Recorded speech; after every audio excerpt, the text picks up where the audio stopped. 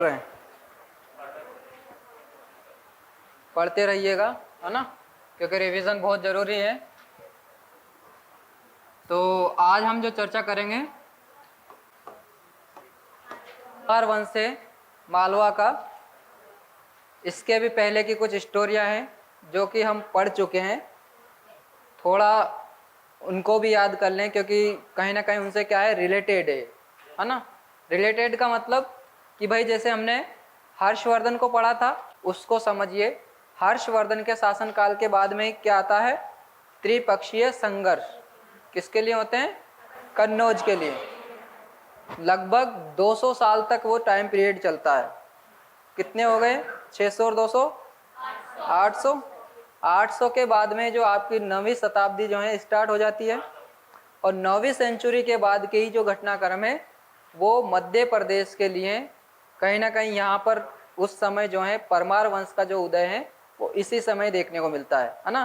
क्योंकि जब तक तो कौन कौन सी शक्तियाँ लड़ रही थी? 3 शक्तियाँ लड़ रही थी ना कन्नौज के लिए। कौन कौन सी भाई? हमने देखे तो एक तो गुर्जर प्रतिहारी थे, है ना।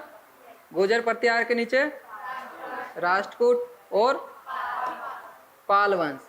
ये 3 शक्तियां जो बड़ी बड़ी थी, ये किसके लिए कर रही थी? कन्नौज के लिए संघर्ष कर रही थी। अब ये कन्नौज के लिए संघर्ष कर रही थी, तो इसी के बाद में क्या होता है, जो हमारा कौन सा रीजन है, मध्य प्रदेश वाला, यानी कि मालवा वाला आप कह लीजिए, क्योंकि उसी क्षेत्र में क्या है, यहाँ पर भी नई नई शक्तियों का जो है उदय हुआ। क्योंकि इससे पहले अगर हम बात करें, यहाँ पर एक शासक होते हैं लेकिन वो सामंत व्यवस्था के अंदर ही अपना जीवन जीते हैं, है ना। उनका नाम होता है उपेंद्र कृष्ण राज। मालवा के ही होते हैं वो, परमार वंश के।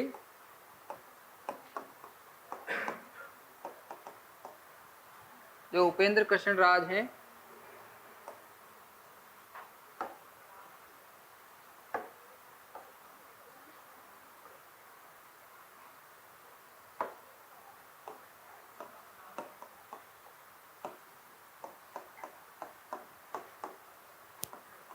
उपेंद्र कृष्ण राज, है ना, ये क्या होते हैं, सामंत जीवन जीते हैं। और सामंत किसके होते हैं? कहाँ से आवाज आई? राष्ट्रकूट के। कहाँ पढ़ा? कहीं पढ़ा होगा ना। कहाँ पढ़ा भाई? कल का मुझे एक क्वेश्चन याद आया है, जो संस्कृति बता रही थी कि भाई जो महमूद गजनवी है, महमूद गजनवी नहीं, पृथ्वीराज चौहान के बारे में हमने कल पढ़ा था। तो उस समय जो है 1186 में एक युद्ध लड़ते हैं वो ना। मैंने 1183 कल लिखवा दिया था, तो उसको सही कर लेना ना। 1183 में ही वो जो है भीमदित्य से युद्ध लड़ते हैं। कौन? पृथ्वीराज चौहान, है ना। क्या हुआ? वो चंदेलों की बात है। हाँ, कल 2 वंश पढ़े थे हमने, एक चौहान वंश पढ़ा था, सेकंड चंदेल वंश पढ़ा था, है ना। तो यहाँ पर जो बात हमने किसकी करी थी, पृथ्वीराज चौहान की बात करी थी। तो उसमें जो है ये 1183 की जगह 1186 ईस्वी कर लेना, इसको ना चेंज कर लेना ना, ठीक है। अब वापस मालवा वंश पे आ जाए, है ना, परमार वंश पे, है ना।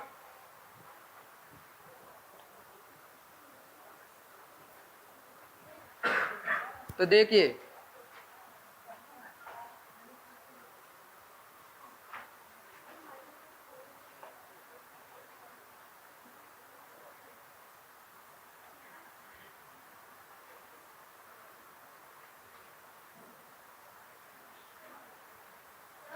हाँ हाँ बताए। हाँ होती है ना, पृथ्वीराज चौहान के साथ सेनापति होते हैं वो आलाउदल।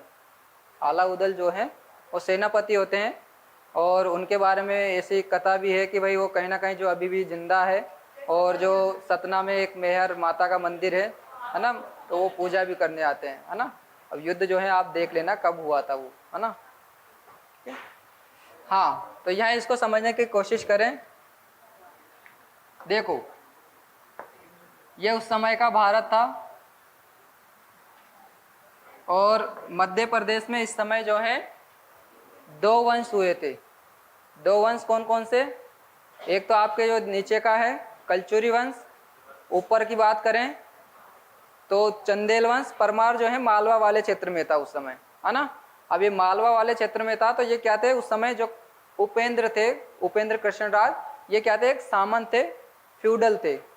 सामंत फ्यूडल में किसी को कोई सोचना समझना तो नहीं है ना।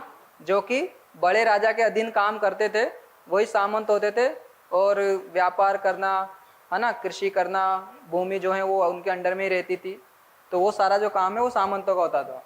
तो यहाँ पर भी क्या करते हैं, ये एक राजा जो है, शासक जो होते हैं, उनको क्या कर देते हैं, मालवा का भी एक सामंत बना देते हैं कि भाई आप जो है यहाँ शासन करना, बाकी जो टैक्स वगैरह है वो हमें पे करते रहना समय समय पर।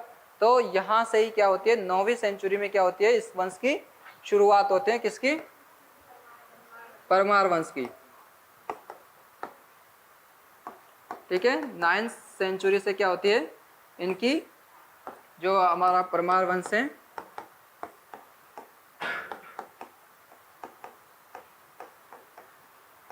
शुरुआत होती है। और उस समय जो है इसकी जो कैपिटल बनाते हैं वो कौन सी थी, अवंती।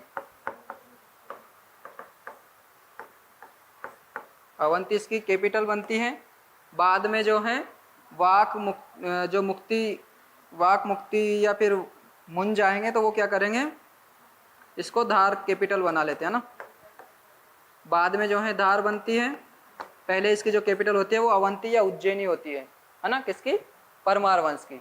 अब ये परमार वंश क्या करते हैं, यहाँ पर जो है शासन कर रहे होते हैं, क्योंकि यहाँ पर इधर कौन होते हैं, सेन वंश या गुर्जर जो वंश हैं वो आपका गुजरात में हो रहा होता है, राष्ट्रकूट आपके दक्षिण में हो रहे होते हैं, पाल वंश जो है इधर शासन कर रहा होता है बंगाल वाले में, और कलचुरी जो वंश है आपका कहाँ है, जो आपका महाकौशल वाला एरिया है, यहाँ पर कौन थे, कलचुरी। ऊपर जो थे यहाँ बुंदेलखंड वाला, वहाँ पर कौन से थे, चंदेल, है ना। बुंदेलखंड वाले में थे चंदेल, है ना। और यहाँ जो है इसको पाल वंश, सॉरी, जो आपका गुजरात वाला है, यहाँ गुजरात में गुर्जर प्रतिहार, है ना, या फिर सेन वंश, चालुक्य वंश की जो आपका राष्ट्रकूट है, इनको ये हराकर यहाँ चालुक्य वंश भी जो है कहीं ना कहीं आ जाता है उस समय। तो इन्हीं के जो है सामंत होते हैं, किनके, ये प्रतिहारों के, है ना। आप देख लेना, हो सकता है अलग बुक से आपने पढ़ा हो तो उसमें दे रखा हो, है ना। तो ये जो शासक करते हैं और ये जो सामंत होते हैं वो किसके होते हैं, प्रतिहारों के सामंत होते हैं। क्या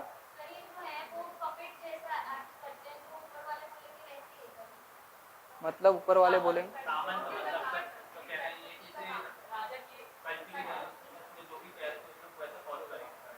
हाँ, जैसे बड़ा राजा है, अब वो बड़ा राजा जो छोटों से कहेगा वो वही काम करेंगे, है ना, उसके अंडर में ही रहकर काम करेंगे, बाहर नहीं निकलेंगे। लेकिन स्थितियां कब बदलती है, जब सामंत थोड़ा मजबूत हो जाए और राजा की जो परिस्थिति है वो थोड़ी वीक हो जाए, कमजोर हो जाए। तो यहाँ पर भी कुछ ऐसा ही होता है, क्योंकि जो चालुक्य और राष्ट्रकूटों के मध्य क्या होता है, युद्ध होता है। युद्ध होता है क्योंकि बार बार में जो चालुक्य और राष्ट्रकूट जो लड़ते रहते हैं, तो इनके मध्य तो चलता रहता है युद्ध। तो इनकी जो आर्मी है वो आर्मी भी कमजोर हो जाती है। तो हेल्प किसकी लेंगे भाई, सामंतों की आर्मी की लेंगे, है ना। अब जब सामंत से ही आर्मी ये मांगेंगे तो इनको पता लग गया कि अब इनकी जो है स्थितियां क्या हो गई, खराब हो गई है या बिगड़ने लगी है। तो अब कमजोर तो ये हो गए, तो कमजोर जैसे ही कोई व्यक्ति होगा तो फिर आक्रमण करना ही ठीक समझेगा कि अब तो हम पावर में आ जाएं, हम सत्ता में आ जाएं, हम ही क्यों ना इस पे अधिकार कर लें। तो ये क्या करते हैं, फिर जो नर्मदा नदी होती है वहां तक का जो शासन है उसको तो ये देख रहे होते हैं। बाद में धीरे धीरे करके ये गोदावरी तक जो है अपना शासन बढ़ाते जाते हैं। कौन, मालवा के जो परमार वंश होता है वह, ठीक है। और इसके लिए वो हेल्प भी लेते हैं, क्योंकि इधर कलचुरियों को भी क्या कर देते हैं ये, भाई जब शक्तिशाली परमार वंश हो जाएगा तो ये कलचुरी वंश से भी युद्ध करेगा, ठीक है। तो कलचुरियों से भी क्या कर देते हैं, संधि कर लेते हैं कि भाई हम क्या करेंगे, अपन दोनों मिलकर ही इनको हटाएं और इनके जो शासन है उसको अपने अंडर में कर लें, ठीक है। क्योंकि जो कर्नाटक वाला जो एरिया है ना, तो ये सारे जो चीजें हैं यहाँ पर उनके अंडर में ये उस समय आ जाते हैं, किनके मध्य, परमारों के मध्य। तो ये परमार वंश का जो शासन है वो कहीं ना कहीं यहाँ तक दक्षिण में जो है गोदावरी नदी जो है सीमा बनाती थी और वहां तक इनका शासन हो गया था, किसका, परमारों का। अब देखो इसकी सीमा कहाँ कहाँ तक हो गई। दक्षिण में तो कहाँ तक आ गया, गोदावरी नदी। इधर आपका जो गुजरात वाला है यहाँ पर थी एक साबरमती नदी, है ना। साबरमती नदी को कौन नहीं जानता होगा, है ना। साबरमती आश्रम को भी जानते होंगे, है ना, क्योंकि वो पास से ही गुजरती है ना। इसके अलावा जो आपका ये कलचुरी वाला जो रीजन था, महाकौशल वाला, इन पर भी इनका अधिकार हो गया था। तो अब जो परमार की शक्ति थी वो क्या हो गई थी, बहुत ज़्यादा बढ़ चुकी थी, ठीक है। और राजधानी कौन सी हो गई थी, अवंती। और बाद में जो है धार को भी इसलिए बनाया क्योंकि यहाँ पर जो एक राजा होता है वाकपति मुंज, तो वाकपति मुंज क्या होता है, थोड़ा सोच समझ कर क्या करता है, वो फैसला लेता है कि भाई हम बार बार में जो है, राष्ट्रकूट का एक राजा था तेलबदित्य, तो ये तेलबदित्य क्या करता है, बार बार में इनको डिफीट करता रहता है। यानी कि जो परमार वंश के जो राजा होते हैं वो इसको 6 बार हरा देते हैं, किसको, तेलबदित्य को। और वो राजा कौन होते हैं, वाकपति मुंज। लेकिन 7वीं बार में क्या होता है, जो वाकपति मुंज जब युद्ध करने जाते हैं दक्षिण में, तो वो दक्षिण में क्या कर लेते हैं, उनको घेर लेते हैं, किसको, वाकपति मुंज को। और घेर कर क्या कर लेते हैं, उनको बंदी बना लिया जाता है। और बंदी बनाने के बाद में वहीं इनको मार दिया जाता है ना, वाकपति मुंज को। तो इनके जो है एक एक शासक जो हैं उनको हम पढ़ लेते हैं और इनकी जो जानकारियां हैं वो हमें कहाँ से मिलती है उनके बारे में, है ना, कि भाई कौन कौन से इसमें प्रमुख जो शासक हैं जिन्होंने रूल किया है वो हुए हैं।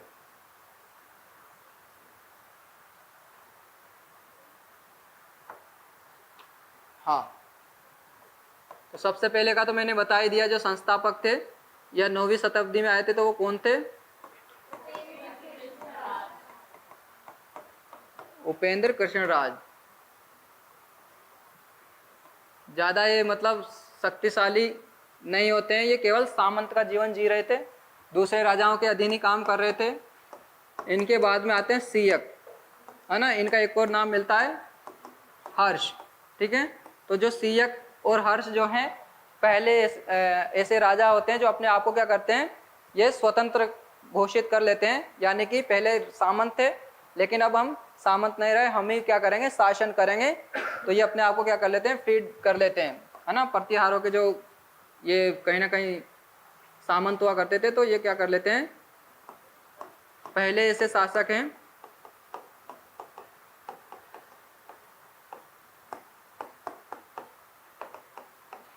जो अपने को क्या कर लेते हैं, स्वतंत्र कर लेते हैं उस समय।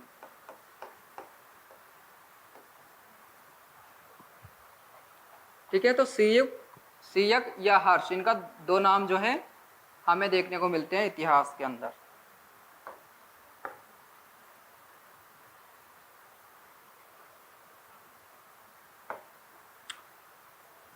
इनके बाद जो आते हैं वो वाकपति मुंजी होते हैं।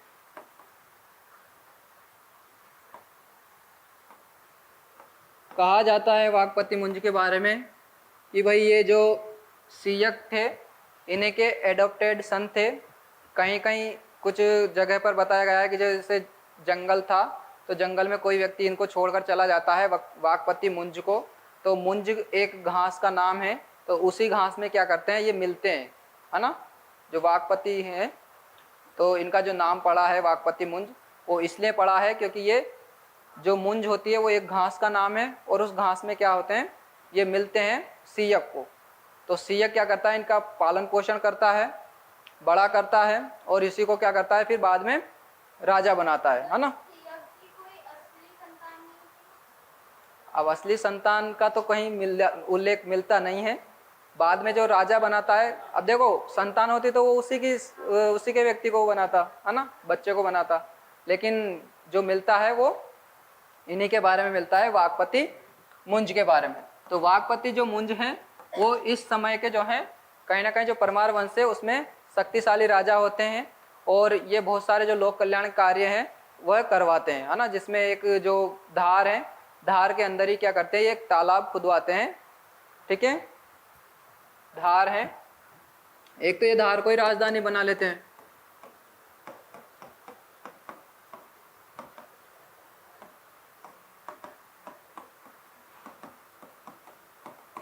अब उल्लेख भी मिल रहा है कि भाई लगभग 6 बार तक इन्होंने मतलब संघर्ष किया, किनके साथ, राष्ट्रकूटों के साथ, है ना, तेलबदित्य से।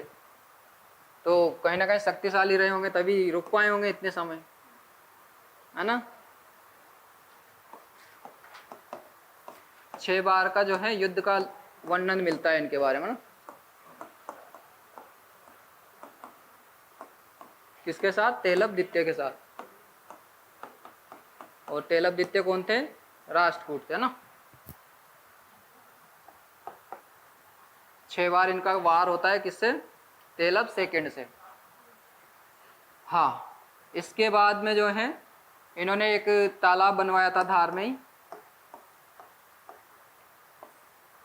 और इसके अलावा जो है बातें इनके बारे में मिलती है, क्योंकि ये क्या है, इतने युद्ध लड़ते हैं तो अलग अलग तरह की जो है टाइटल भी ये लेते हैं, जिसमें श्री वल्लभ,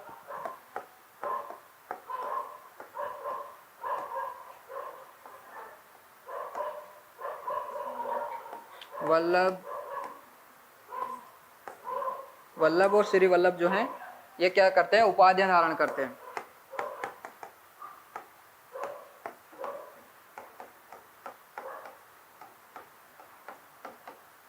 इनके समय के कुछ साहित्य हैं, एक बार मैं देख लेता हूँ, ध्यान से निकल गए।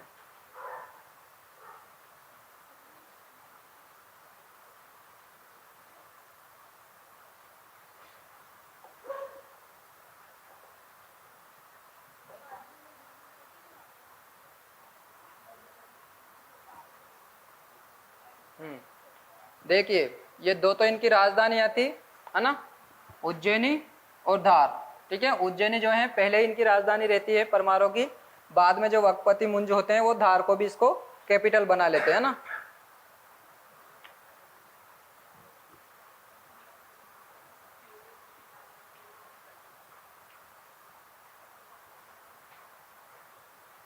हाँ, दो और उपाधियां हैं, एक तो पृथ्वी वल्लभ की और एक अमोघ वर्ष की, है ना। तो ये तीन जो उपाधियां हैं ये धारण करते हैं, और इनकी जो जानकारी मिलती है किससे, कोथेम दान पत्र एक लेख है, तो उससे ही पता लगता है कि भाई इन्होंने क्या है, हूणों को भी पराजित किया था उस समय, है ना। इनको, हूणों को। कुछ विद्वान भी जो हैं इनके दरबार में रहते थे, कौन कौन, पद्मगुप्त, धनंजय और धनिक, है ना। एक और थे हलायुद्ध, है ना। कौन कौन थे, पद्मगुप्त, धनंजय, धनिक और हलायुद्ध। तो ये कौन थे, इनके दरबार में कौन रहते थे, विद्वान रहते थे। तो इन्होंने क्या किया था, विद्वानों को भी आश्रय दिया, है ना। ये विद्वानों के क्या हो गए, आश्रयदाता भी हो गए।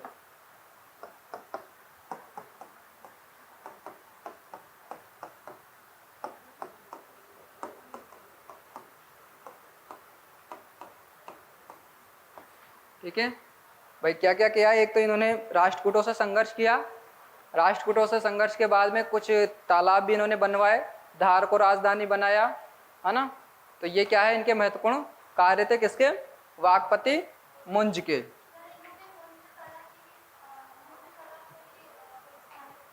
हाँ, इन्होंने जो आर्ट है, आर्ट और साहित्य, है ना, क्योंकि साहित्य भी इनके विद्वानों के द्वारा लिखे गए थे, तो कुछ साहित्य जो है इस समय के हैं, तो इन्होंने दोनों को ही जो है बढ़ावा दिया था इनके शासनकाल में।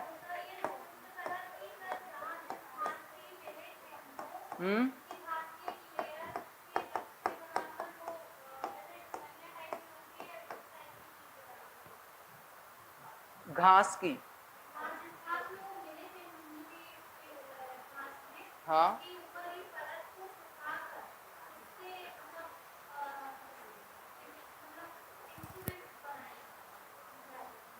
चलिए ठीक है ना। तो इन्होंने जो मुंज कला है और इस समय के जो कुछ साहित्य हैं उनको भी क्या किया, बढ़ावा दिया ना, इतना समझिए आप।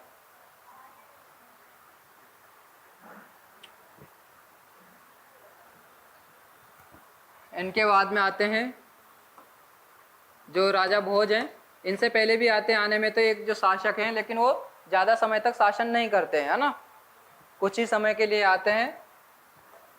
बाद में जो है राजा भोज, लगभग इनका जो टाइम पीरियड रहता है वो 1000 से लेकर 1055 तक जो है मिलता है ना। जो राजा भोज हैं संस्कृत के भी विद्वान थे। कैसे पता लगता है, क्योंकि इन्होंने क्या है, संस्कृत में काफ़ी जो है ग्रंथ लिखवाए हैं, खुद ने भी ग्रंथ लिखे हैं, क्योंकि बहुत सारे जो हैं, मतलब एक विद्वान आप इनको कह लीजिए, क्योंकि खगोल शास्त्र में भी इन्होंने काम किया है, एस्ट्रोनॉमी। इसके अलावा जो व्याकरण है, ग्रामर, व्याकरण पर भी इन्होंने काम किया है, मेडिसिन पर भी इन्होंने काम किया है, चिकित्सा,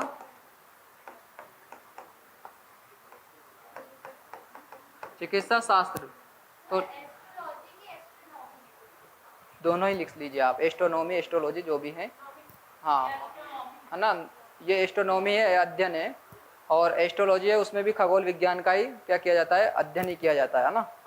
ये जो है ज़्यादा डिफरेंस नहीं है ना। तो इनमें लगभग जो है इन्होंने 20 जो साहित्य हैं, या फिर आप कह लीजिए जो 20 ग्रंथ हैं, 20 ग्रंथों से भी ज़्यादा जो है इन्होंने लिखे हैं, है ना, कि इन्होंने राजा भोज ने, है ना। और इन्होंने भी जो है शासन जब किया था, तो दक्षिण भारत के जो राजा हैं उनसे भी इनके युद्ध होते रहते हैं, और जो कहीं ना कहीं कलचूरियों को भी ये हरा देते हैं। इसके अलावा जो ऊपर के बुंदेलखंड में जो वंश था चंदेल, उनसे भी इनके युद्ध होते हैं।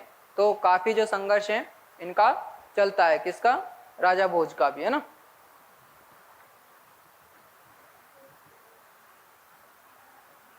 ये भी कुछ उपाधियां धारण कर लेते हैं, और इनके कुछ ग्रंथ भी हैं, है ना, कुछ कहावतें भी इन पे बनी हुई है ना, कहाँ राजा भोज कहाँ गंगू तेली। तो ये राजा भोज की जो है स्टेचू है, भोपाल में ही बनी है, जो इन्होंने बड़ा तालाब का निर्माण करवाया था। इन्होंने वो अरे भाई देखो, उस समय की नहीं है, ये बाद में बनाई जाती है, जो स्टेचू है वो बाद में बनती है, लेकिन जो तालाब इन्होंने बनवाया था, हाँ तालाब इन्होंने बनवाया था, है ना। यहाँ पर जो भोपाल है, भोपाल में जो बड़ा तालाब के नाम से है वो प्रसिद्ध है ना। वैसे झीलों का शहर कौन सा है, भोपाल, क्योंकि वहाँ लगभग जो है छोटी बड़ी करके बहुत सारी वहाँ झीलें हैं, है ना। और झीलों का देश फिलीपींस नहीं है, मैंने देश पूछा है, फिलीपींस नहीं है, फिनलैंड है ना। झीलों का जो देश है फिनलैंड है। कौन से कॉन्टिनेंट में है, यूरोप में, है ना। तो यूरोप में जो है वो झीलों का देश है। अगर हम झीलों के शहर की बात करें तो हमारा भोपाल है ना, जो कि राजधानी क्षेत्र है ना। ये जो कहावत है वो मैंने लिखी नहीं है, वो ऑटोमेटिक जो है आ गई थी, है ना, कहाँ राजा भोज कहाँ गंगू तेली। एक और स्टेचू मैंने लगाई है, क्योंकि इसमें शायद आपको थोड़ा और नज़ारा दिखे। जो राजा भोज सेतु है, और राजा भोज सेतु जो है वो इसी की स्टेचू से थोड़ा सा दूर है, पीछे ही, है ना। तो ये जो कहीं कहीं बहुत सारी मूवियाँ वगैरह जो बनती है भोपाल के अंदर, उसमें इसको दिखाते हैं ना, भोज सेतु को, है ना। और ये जो स्टेचू है, यहीं से एक रोड जो निकली हुई है, तो वो रोड क्या करता है, इस तालाब को जो है कवर करता है चारों तरफ।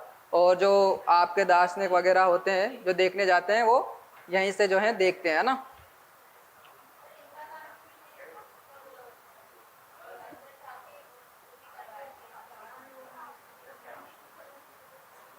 अब वो आप देख लीजिएगा ना।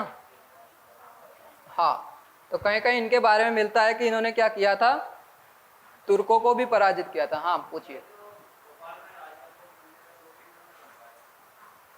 राजा भोज मंदिर,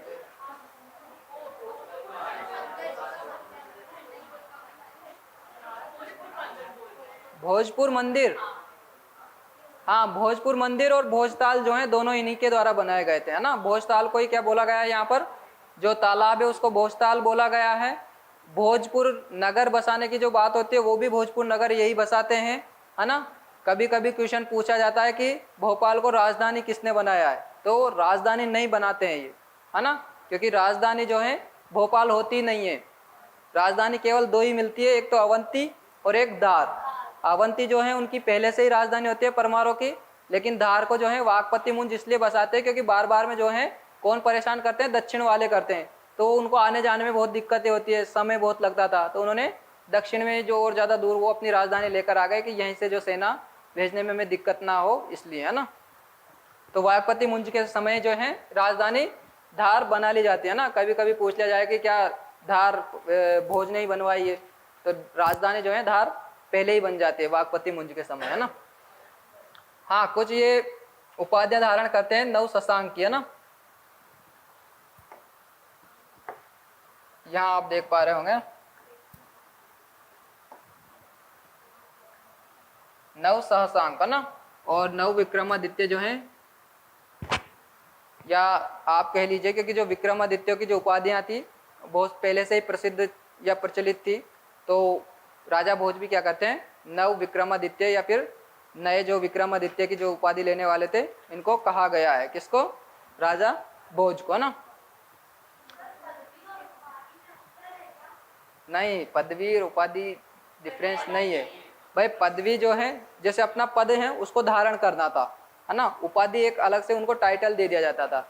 जैसे पदवी धारण करने का मतलब जैसे कोई राजा है, अब वो पद पे धारण करते हुए बैठता है तो फिर वो नए नाम से उसको बोल देते हैं, तो वो टाइटल हो गया। और पद धारण करना या पदवी धारण करना या पद धारण करना या उस पर सिंहासन पे बैठना, सारी एक ही चीजें।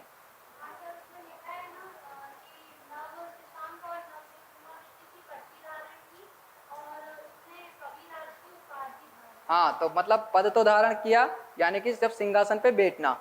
और उसके बाद में जो है कवि राजा इसलिए बोला गया क्योंकि इन्होंने क्या है खुद से ही बहुत सारे ग्रंथ लिखे हैं, है ना। कुछ साहित्य जो है इनके समय पे खुद ने इन्होंने लिखे हैं।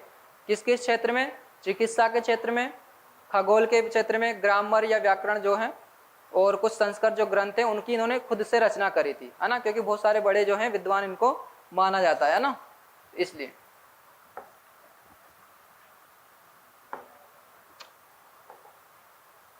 ये आपके कुछ साहित्य हैं जो इन्होंने उस समय लिखे हैं। लगभग जो है 20 से भी अधिक जो ग्रंथ हैं वो इस समय के मिलते हैं इनके द्वारा ना, जिनमें प्रमुख जो इनके लिखे गए हैं जैसे चिकित्सा क्षेत्र है ना, चिकित्सा शास्त्र है, उसके बारे में जो है इन्होंने ग्रंथ लिखा था वो था आयुर्वेद सर्वस्व नाम से, ना। और जो स्थापत्य शास्त्र हैं या फिर आर्कियोलॉजी के अंतर्गत जो है इन्होंने एक लिखा है वो क्या है, सम्रांगण सूत्र, ठीक है।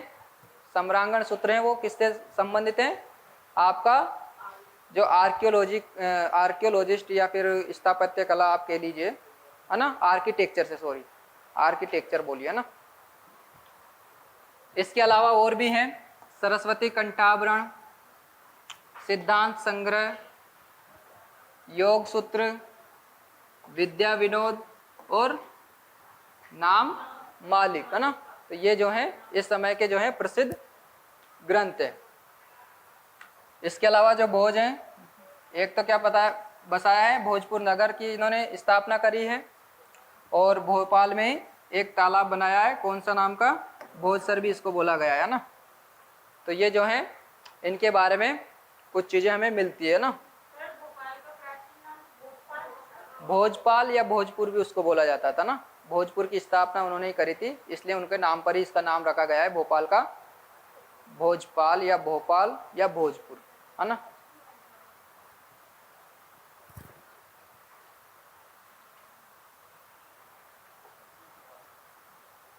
इनके बाद में जो है गुजरात वाला जो है चालुक्य वंश या सोलंकी वंश जो है उसकी हम बात कर लेते हैं। इनके बारे में जो उत्पत्ति के लिए मिलता है वो अलग अलग जगह से अलग अलग हमें जानकारी मिलती है। कुछ व्यक्ति मानते हैं कि जो वशिष्ठी हैं, वशिष्ठी क्या कर रहे थे, जो आपका माउंट आबू है राजस्थान वाला एरिया, वहाँ पर क्या कर रहे थे, वो यज्ञ कर रहे थे, है ना। तो यज्ञ से कहीं ना कहीं इनकी उत्पत्ति मानी जाती है, किनकी, जो चालुक्य वंश के जो राजा हुए हैं, और इन्हीं को ही सोलंकी वंश भी कहा जाता है, चालुक्य वंश को ही, है ना। और चालुक्य की जो अलग अलग शाखा भी हमको देखने को मिलती है ना, वातापी के चालुक्य या बादामी के चालुक्य, है ना। इसके अलावा बेगी के चालुक्य, है ना। तो इनकी जो अलग अलग जगह पर ये क्या थी, शाखाएं जो हैं बाद में डिवाइड हो जाती है ना, अलग अलग क्षेत्रों में खुद से ही शासन करने लगती है ना। क्योंकि जब व्यक्ति सक्षम हो जाता है तो वो फिर किसी की नहीं सुनता है, वो अपने हिसाब से ही काम करता है। तो इनके मध्य भी जो है अलग अलग लोग जो हैं डाइवर्ट हो जाते हैं और अलग अलग स्थान पर जाकर रहने लग जाते हैं और वहीं पर ये शासन करते हैं, वहीं पर रूल करने लगते हैं ना। तो जो ब्राह्मीर की जो संहिता है, बृहत संहिता, तो ये क्या करते हैं, ये मानते हैं कि जो पल्लव, ये जो चालुक्य वंश है, चालुक्य वंश क्या है, सोलक जाति होती है, एक ट्राइब्स हैं, उससे संबंधित है। ये तो कौन कहती है, बृहत संहिता कहती है ना। जबकि कुछ जो हमारे जो चौहान वंश था, जब उसमें हमने पढ़ा था किसको, पृथ्वीराज रासो, तो एक ग्रंथ है, किसके द्वारा लिखा गया है, चंद बरदाई के द्वारा, है ना। चंद बरदाई किसके वो थे, राजकवि चौहान वंश के, पृथ्वीराज चौहान के। तो इसके अनुसार जो है हमें पता लगता है कि भाई क्या किया गया था, एक यज्ञ करवाया गया था वशिष्ठ जी के द्वारा, और उसी अग्निकुंड से जो है इनका उदय होता है या इनकी उत्पत्ति होती है ना, इनकी चालुक्यों की, है ना, या सोलंकी वंश की। अब अगर हम बात करें, क्योंकि यहाँ पर जो है कहीं ना कहीं हमने प्रतिहारों को पढ़ा है, उनके बारे में भी यही मिलता है।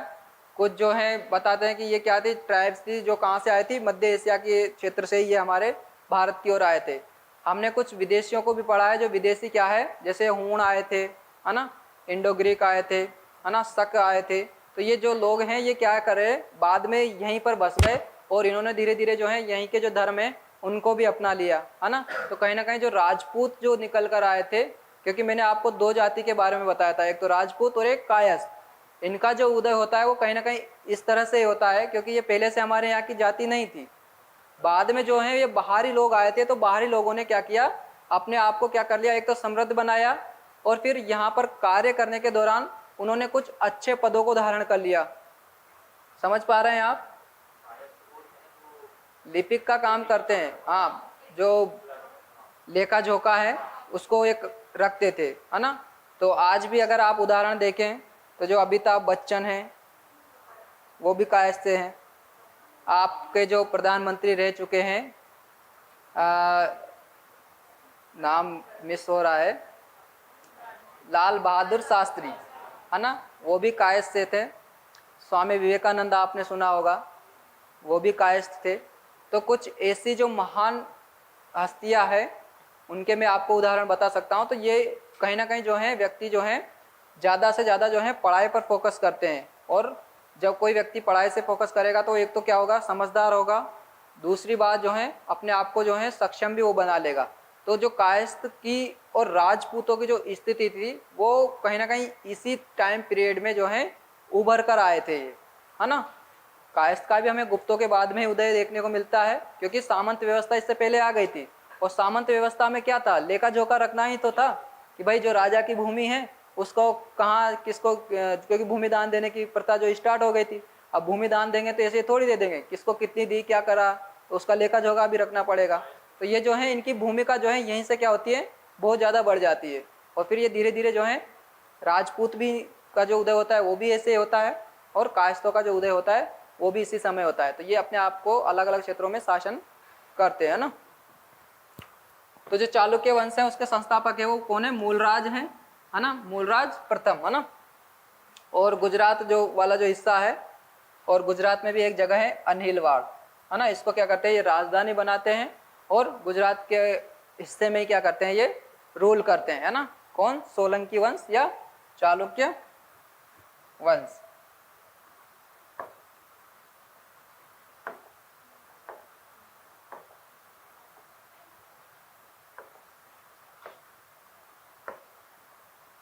जैन धर्म को इन्होंने बहुत बढ़ावा दिया, है ना। जो भीम प्रथम थे, इनके समय में जो है सबसे ज़्यादा शक्तिशाली जो शासक थे वो कौन हुए थे? भीम प्रथम, है ना। और भीम सेकंड को भी हमने पढ़ा है। कौन थे भीम सेकंड? वो भी चालुक्य वंश के ही राजा थे, जिनका जो है वो महमूद गजनवी के साथ क्या करते हैं? महमूद गजनवी नहीं, पृथ्वीराज चौहान के साथ, है ना। हाँ, भूलना नहीं है। तो पृथ्वीराज चौहान के साथ क्या करते हैं? वो युद्ध करते हैं। कौन? भीम द्वितीय, है ना। जो मैंने अभी बताया था ना आपको 1186 वाला, वो किसके साथ होता है? भीम द्वितीय के साथ ही होता है, ठीक है। पृथ्वीराज चौहान जो है 1186 में, है ना, एडी में पृथ्वीराज चौहान से क्या करते हैं? ये संघर्ष इनका होता है ना। आगे की अगर हम बात करें तो यहाँ पर जो सोमनाथ का जो मंदिर है, इस पर अटैक कौन करता है इस समय? महमूद गजनवी, है ना।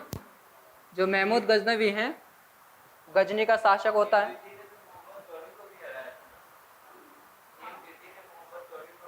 बिल्कुल, है ना।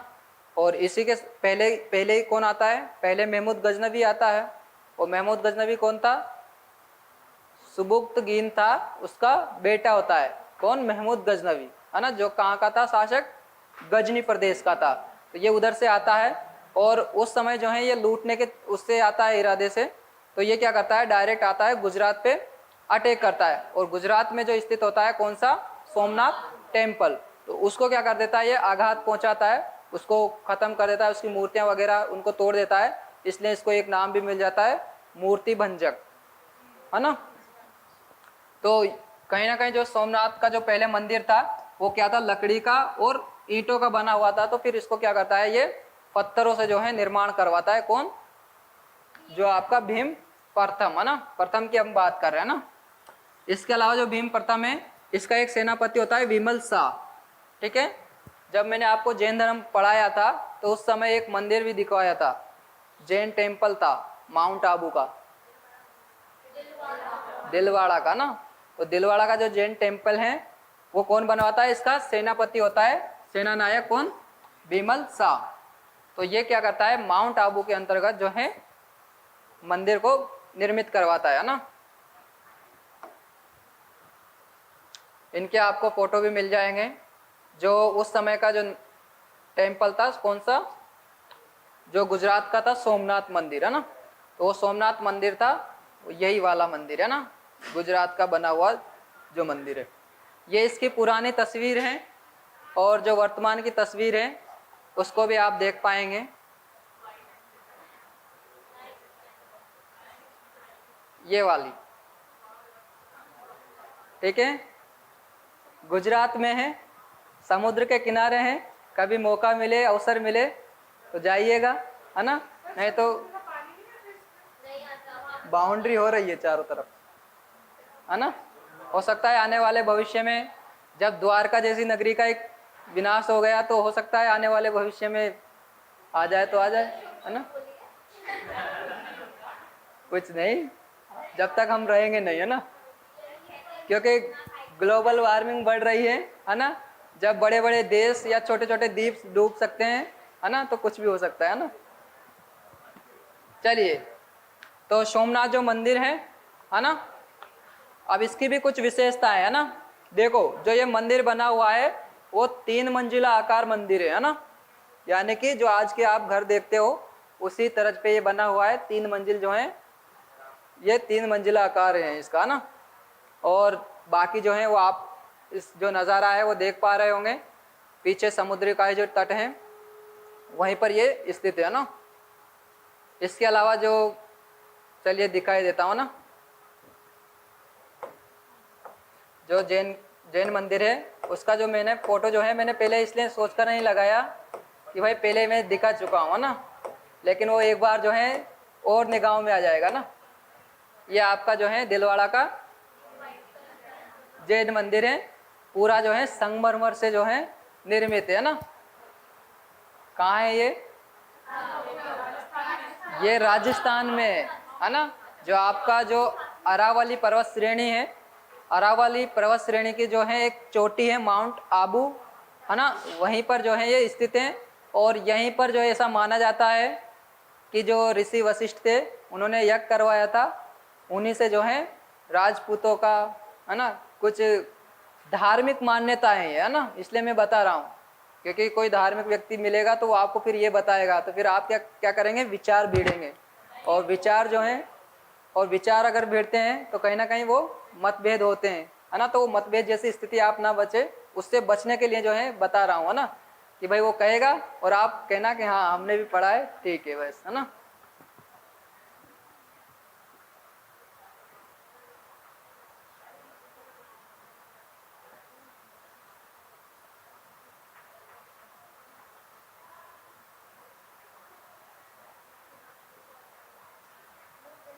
इसके अलावा अगर हम बात करें तो इनके बाद में जो शासक आते हैं वो जय सिंह आते हैं ना।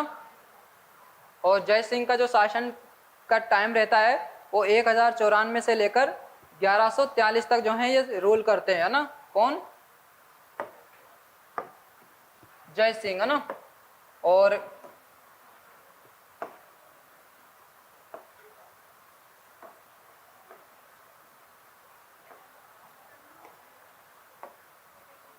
इनको एक नाम भी दिया जाता है, उपाधि सिद्धराज की, है ना। और इन्होंने जो है जैन धर्म के एक आचार्य होते हैं, कौन? हेमचंद्र, है ना। उस हेमचंद्र को क्या करते हैं, ये आश्रय प्रदान करते हैं, है ना। ठीक है, हेमचंद्र को क्या करते हैं, ये आश्रय प्रदान करते हैं। और इन्होंने जो माउंट आबू में एक मंडप का ये निर्माण करवाते हैं। अब बताइए मंडप क्या होता है?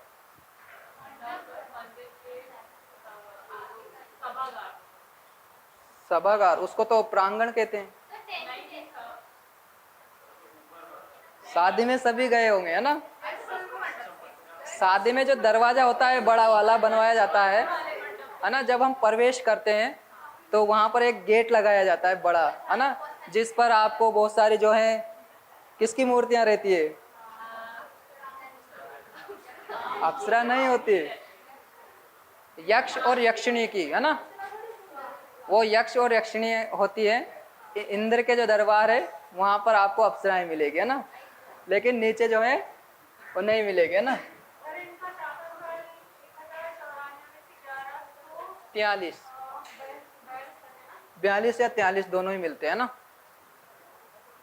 देखो 1-2 साल में जो है कहीं कहीं आपको ऊपर नीचे मिल सकता है ना, तो उसका जो है आपको बिल्कुल भी टेंशन नहीं लेना, है ना। 1143 तक, है ना। कहीं कहीं आपको 42 भी मिल जाएगा, वैसे 43, है ना। तो यहाँ पर जो है ये क्या करते हैं, अपने जो पूर्वज होते हैं उन पूर्वजों की क्या है, हाथी पर बैठे हुए की मतलब तस्वीरें जो हैं ये या फिर आप कह लीजिए मूर्ति बनवाते हैं, है ना। जो मंडप होता है उस मंडप पे क्या करते हैं, कुछ पत्थर की जो है आकृतियां बनवाते हैं और उन आकृतियों में क्या दिखाते हैं कि भाई हाथी पे बैठे हुए उनके पूर्वजों को उनको दिखाया जाता है ना, 7 पीढ़ियों के, है ना। और इनके टाइम पे जो है एक मंदिर का निर्माण करवाते हैं, ये रुद्र महाकाल का ना, सिद्धपुर में।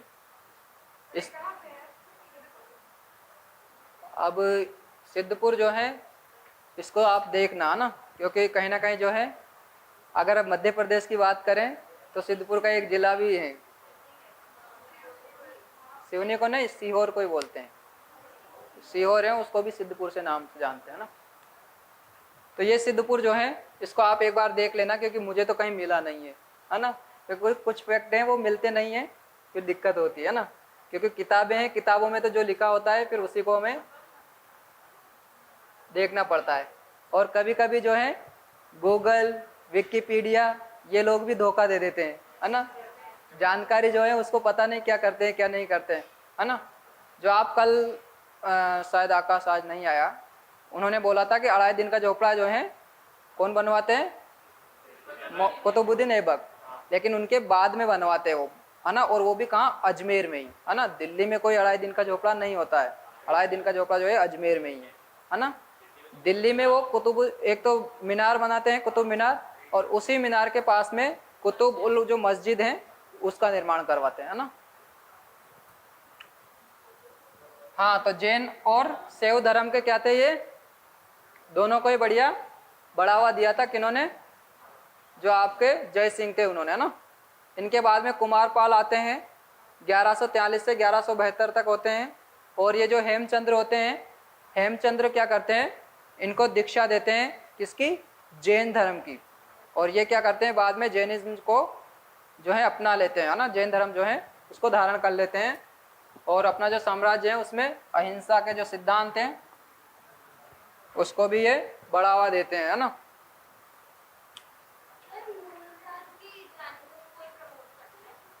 कौन, मूलराज, उनके टाइम पे नहीं मिलता ना, क्योंकि मूलराज के बाद में अगर हम बात करें किसकी, जो हमने अभी पढ़ा है जय सिंह, तो जय सिंह के शासन काल में भी वो क्या कर रहे थे, शैव धर्म को भी वो मानते हैं, लेकिन जैन धर्म को भी क्या करते हैं, वो प्रोत्साहित करते हैं ना। यहाँ पर देखिए आप, जो शैव धर्म और जैन धर्म दोनों के जो विद्वान होते हैं, कौन, हेमचंद्र, तो उनको अपना जो राज दरबार था, तो उस राज दरबार में इन्होंने आश्रय उनको दे रखा था। तो उससे हमें पता लगता था कि वो शैव के भी अनुयायी थे और जैन धर्म को भी वो प्रोत्साहन देते थे, है ना। इनके बाद में कुमारपाल आते हैं, और ये इन्होंने ये क्या करते हैं, इसको दीक्षा देते हैं, किसको, कुमारपाल को। कौन, हेमचंद्र। भाई दरबार में रहेंगे तो राजा को कुछ राय तो देनी पड़ेगी, है ना, कि भाई राजा या महाराजा जो भी कहते होंगे कि भाई ये जो जैन धर्म है वो इतनी अच्छी अच्छी इसमें बातें लिखी हुई हैं, कुछ अच्छे सिद्धांत दिए रखे हैं, सिद्धांत वगैरह हम पढ़ चुके हैं, है ना, क्योंकि आपको मुझे दार्शनिक नहीं बनाना बार बार बताकर, कहीं पता लगे मन बदल जाए तो आप तैयारी छोड़ दो, है ना। ठीक है, तो ये क्या करते हैं, अहिंसा के जो सिद्धांत हैं उसको फॉलो करते हैं। इसी वजह से जो है इनका साम्राज्य जो होता है उसमें ये क्या करते हैं, जो पशु हत्या होती है, शराब की बिक्री होती है, मदपान जो करते हैं लोग, है ना, तो उनको क्या कर देते हैं, बिल्कुल बंद करवा देते हैं कि भाई अब ये घटना जो है यहाँ हमारे साम्राज्य के अंदर नहीं होनी चाहिए, है ना। द्रुत क्रीड़ा क्या होती है,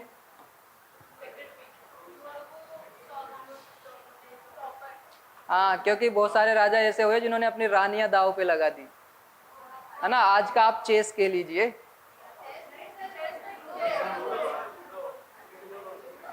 ध्रुत क्रीड़ा में, हाँ शतरंज होता है, चेस तो, है ना, हाँ वो अलग गेम है बिल्कुल, है ना।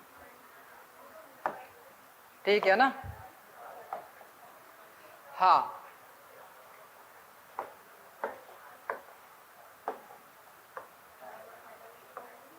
इनके अलावा जो सोमनाथ मंदिर का जो है, ये जब उसको बढ़िया तोड़ दिया फोड़ दिया जाता है, उसके बाद में रिस्ट्रक्चर करवाने का जो काम करते हैं वो कुमारपाल ही करते हैं, है ना।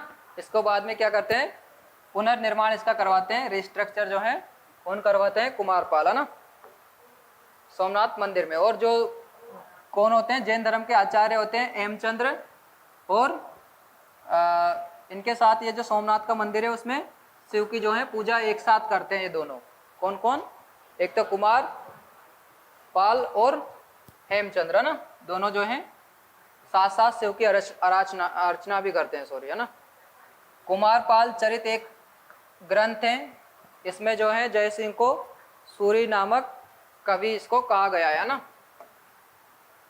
किसको, कुमारपाल को, है ना।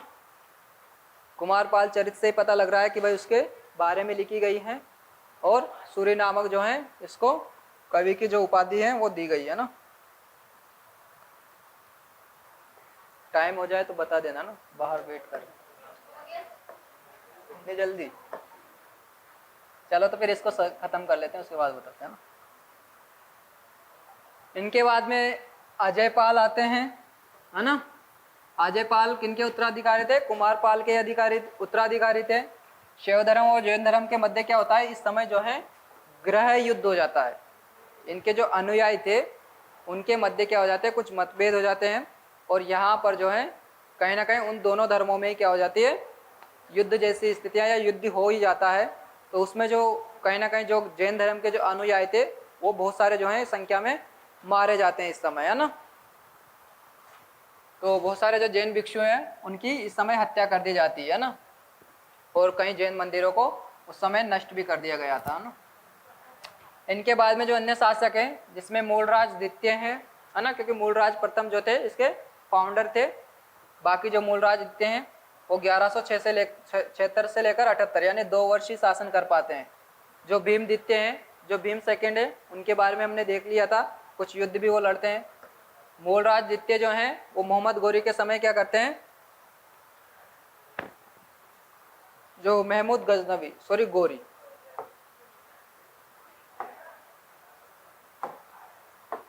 है ना, 1178 में क्या होता है, इनका युद्ध होता है किससे, जो मोहम्मद गोरी है वो हरा देता है ना, महमूद गोरी जो है किसको हरा देता है, मूलराज द्वितीय को।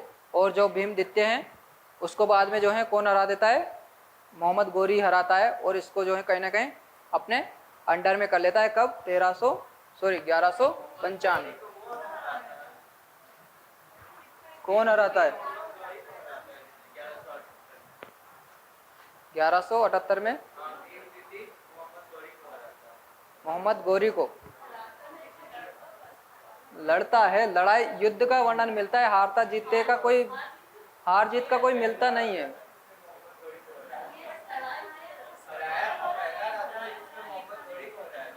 अच्छा ठीक है, इसको एक बार और देख लूंगा मैं, ना।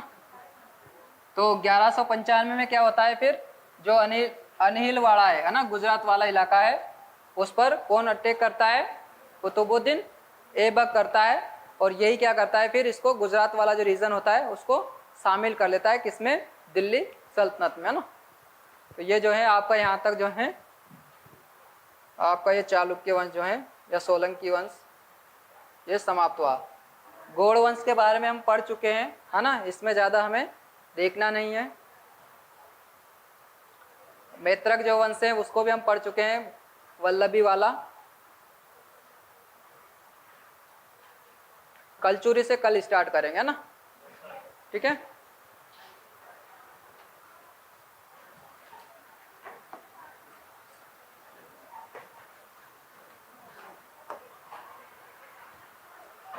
पढ़कर आए कल।